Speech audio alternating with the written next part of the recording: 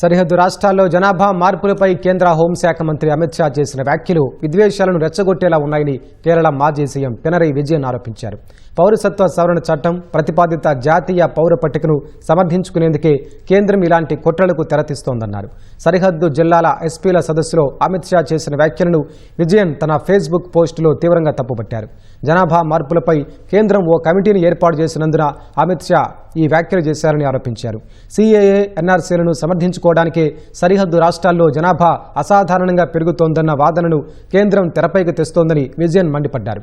అసోం, పశ్చిమ బెంగాల్, బీహార్ వంటి సరిహద్దు రాష్ట్రాల ప్రజలను విభజించి వారిని దూరం చేసేందుకే సంఘ్ పగడ్బందీగా పన్నిన కుట్రలో భాగమే జనాభా కమిటీ అని విజయన్ ఆరోపించారు.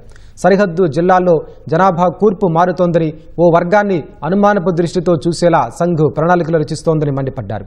సిఏఏ ద్వారా ముస్లిం మైనార్టీలను ఎలాగైతే దూరం చేయాలని చూశారో ఇప్పుడు జనాభా మార్పుల కమిటీ ద్వారా కూడా కేంద్ర హోంశాఖ అదే లక్ష్యంతో ముందుకెళ్తోందని ఆయన ఆరోపించారు. దేశంలో విద్వేషాలు రగిల్చే ఇలాంటి కుట్రలను లౌకికవాదులంతా ఏకమై తిప్పికొట్టాలని విజయన్ పిలుపునిచ్చారు.